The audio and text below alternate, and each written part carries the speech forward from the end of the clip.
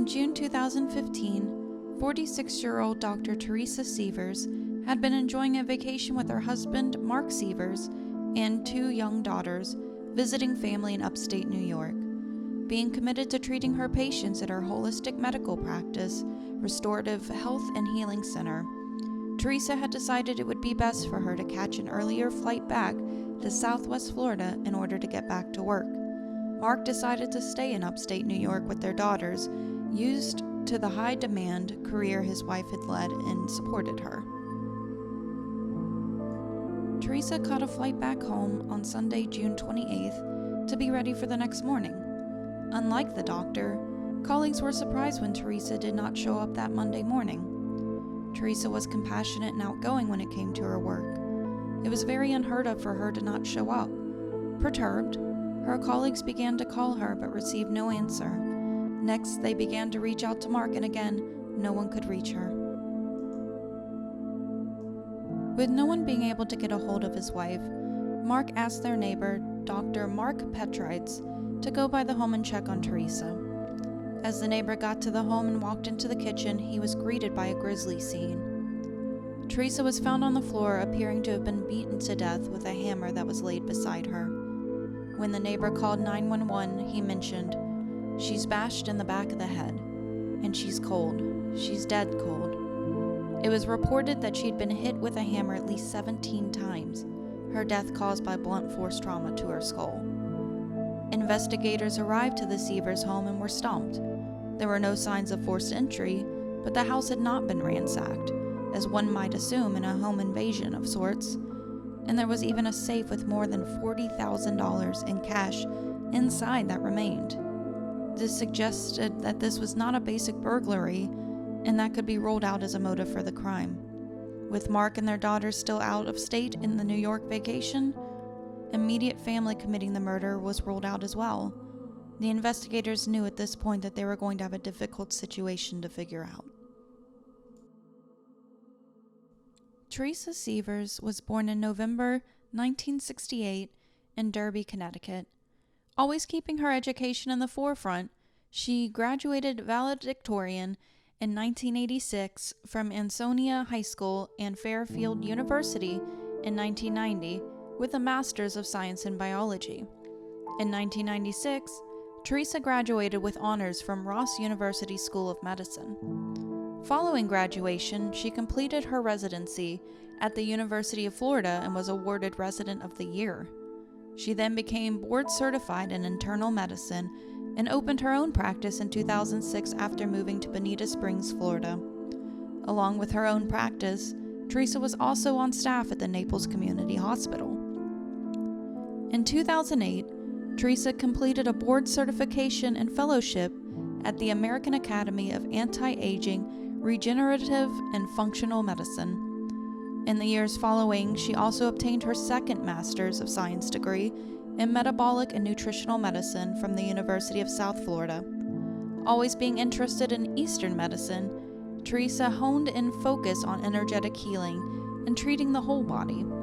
Her motto to her patients was, "I am passionate about empowering you to tap into the doctor within you."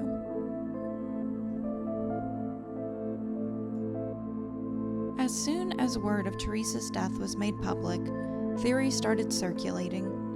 Being known for her alternative view on medicine, it was thought that her death may have been linked to reports of other alternative doctors dying in suspicious circumstances around the U.S. Looking past potential conspiracy theories, the investigators focused on any patients that may have had an issue with Teresa. Being outgoing and a strong force, it could lead to come across as abrasive to some. Despite this, no leads were developed. Investigators did note something odd about the situation. They felt that Mark Sievers was acting very strangely for a man who had just lost his wife. The day before her funeral, Mark was at the beach and inviting people over to their house for a pool party. When people tried to confront him, he acted cold towards them. On the day of the funeral, an anonymous witness stated that they spotted Mark at the medical practice, tossing out computers and materials into the trash. People speculated that it may have just been the shock of loss that was making him act so differently. Everyone reacts differently when faced with tragedy, and with him being so far away during the murder, suspicions that he played a role were dismissed.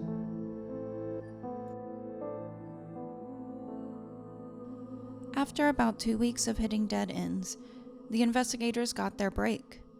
A tip came in from Missouri to report that a man named Curtis Wayne Wright, 51, known in their area for a lengthy rap sheet, had confessed the murder to them. After honing in on Curtis, the investigation was expanded to another suspect named Jimmy Ray Rogers, 29, also a known criminal. Both men were pulled in for questioning and denied involvement in the crime. After reviewing GPS data from a rental car they had used, investigators were able to prove that both men had driven from Missouri to Bonita Springs right before the crime occurred. Surveillance video was found at a Florida Walmart that showed both men together purchasing items including black towels, black shoes, and a lock-picking kit. Curtis and Jimmy were easily linked together as having met in prison. Curtis was in for drug charges and Jimmy was in for weapon charges. But how does that link to Teresa? Curtis and Mark Sievers had grown up together in Missouri and remained best friends for their entire life, even having an uncanny resemblance to each other.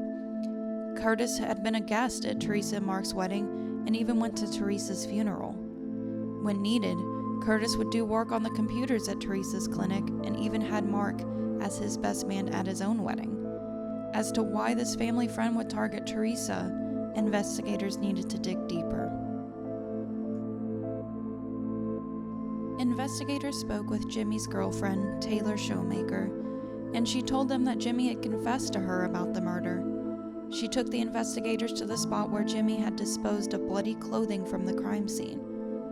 Due to the surmounting evidence, Jimmy was eventually convicted of second-degree murder and sentenced to life in prison. Curtis pled guilty to second-degree murder and got 25 years due to a deal made with investigators.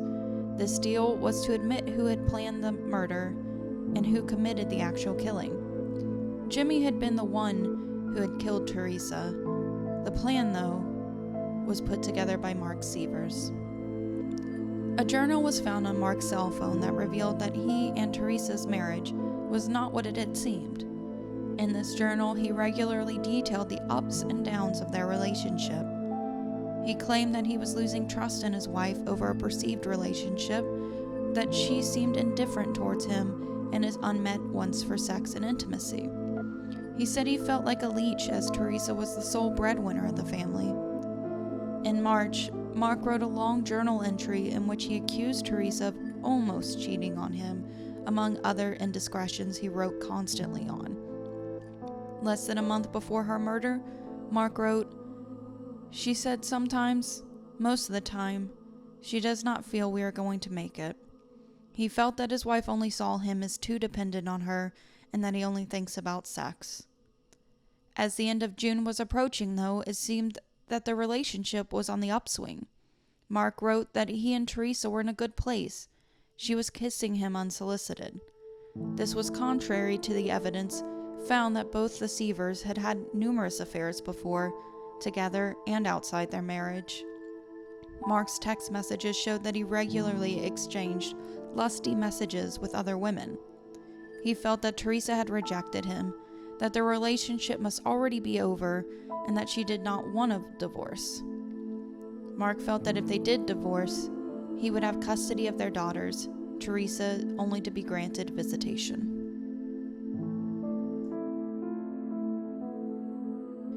With these marital problems mounting, along with serious financial issues and a total of $4 million of life insurance on Teresa, Mark reached out to Curtis with the promise to pay him $10,000 to kill Teresa.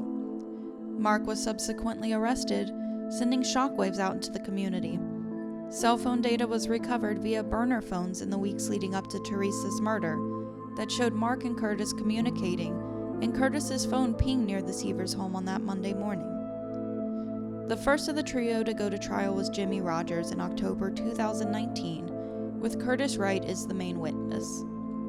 When asked who had killed Teresa, he replied, "I did, and Jimmy Rogers." He said that he had hit Teresa 3 times with the hammer. After, Jimmy had taken the hammer and continued to hit Teresa repeatedly. Their motive was the money promised to them from Mark when the job was completed. Mark did not testify in this trial, and his lawyers claimed that Curtis had killed Teresa and that he could not be trusted as a witness as he was a career criminal. The next trial was of Mark Sievers, and again, Curtis was the main witness to testify against his former best friend.